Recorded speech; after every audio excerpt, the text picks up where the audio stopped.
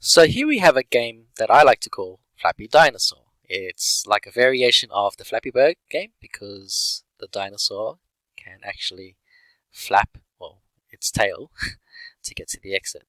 I know it's ironic because Tyrannosaurus rexes don't have long arms to really flap. So, but oh well.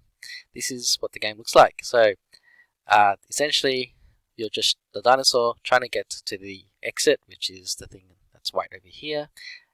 You are trying to avoid these stalagmites or stalactites, and you're also trying to avoid this bat that's trying to attack you. Why did I choose these sprites? Just because that's what I had handy, but you could use any sprite you like. So I'd use every time you hit one of these stalagmites or stalactites, you fail, and it increases your fail score. And same with the bat. And whenever I hit the white area, I basically win. And as you can see, as I get to the exit, the backdrop basically changes to the next level, which gets progressively harder and harder. And I've also added these little platforms, which is the same color as the ground. The color choices that you use for your game is very important because it is how the game works in terms of detecting what color you are touching. So the way the game works is you need to consider 4 colors, one being the ground color. So you need to be consistent with the ground color and the platform color. You need to choose a color for the stalagmites and stalactites. You need to choose a color for the border. See this big black border that I've got around it, and that's is used to stop the dinosaur from leaving the whole level altogether. And then we also have an area, maybe like an exit, that you're going to choose another color for. And so there's 4 colors you need to choose. So how does this game work? We're going to go through it together. The first thing you need to know is you need to go File, New, and start with a new file. You can delete the existing sprite if you want, and I'm going to choose the sprite called Dinosaur. And I choose this one. So you got this little dinosaur here. If you look at the costume, he's got like 4 different costumes. Okay. He looks a bit big on the screen, and that's fine because what you'll see here, see how it's got size 100. I'm going to reduce it to say something like 40. And you can see he's shrunk, and I'm going to put him over here. Okay. Now that's just to set up the actual dinosaur sprite, but we want to focus on setting up the level first. So let's go to the backdrop, and we want to create a new backdrop. We just want to paint a new backdrop. And you can see that over here I've got the backdrops. I could actually go to the first one. I didn't need to actually create that one. I could have just clicked on backdrops and gone there. But anyway, it doesn't matter how you do it, as long as you can see more than one backdrop. I might actually delete this one. Alright, so let's say I've got this backdrop, and the first thing to do is to design it. So I'm going to choose a color that I might think might work. Maybe this one. Okay. And then I'm going to use the paint bucket, and because you see nothing's happening because it's not in bitmap format, I need to convert to bitmap first. Let's click on that, and now I can do that just by using the paint bucket. I fill the whole area in grey.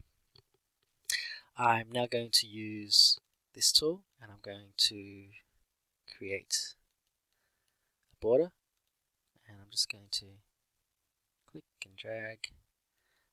You can use any color you want. This is the first color that you need to remember. Needs to be unique. Can't be used anywhere else in the game. Because it's going to be touching that, it's going to stop it from leaving.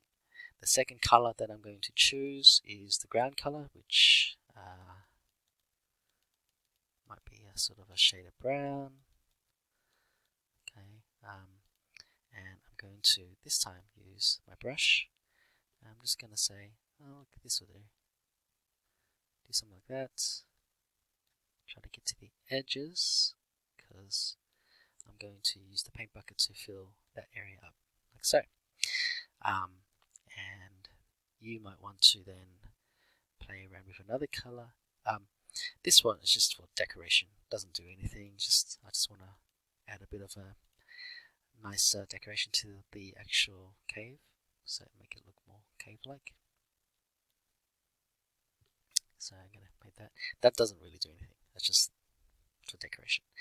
I'm going to create an exit color, so choose maybe a light shade like that. And again, paint bucket, say paintbrush, gonna choose the exit like this, closing the edges so when I do this, it'll fill it. Okay, and there's my exit. I'm not going to put the stalactite in yet. This is only the first level, but let's say this is the first level that I'm happy with. I'm going to keep it like that. The next thing to do is to create the next level. The next level is just basically go to the right backdrop, right click, and click duplicate. And you can see it does another backdrop, and it's set everything up for you already. Now what you can do is choose the color of the stalactites that you want. And I think I will choose maybe this sort of color. Okay. And I'm going to create my first stalactite, and I'm just going to make it pretty basic. Okay. Do some triangles. How you want to do it's up to you. It doesn't have to be stalactite, it could be other things you want to avoid. It doesn't even have to be a dinosaur theme, it could be any theme that you like. Just using the paint bucket to fill that in. And that's my second backdrop. And then again, I can duplicate that last one and I can add to it. So you can see that as you're making these different backdrops, you're basically adding to the complexity and the difficulty of each level.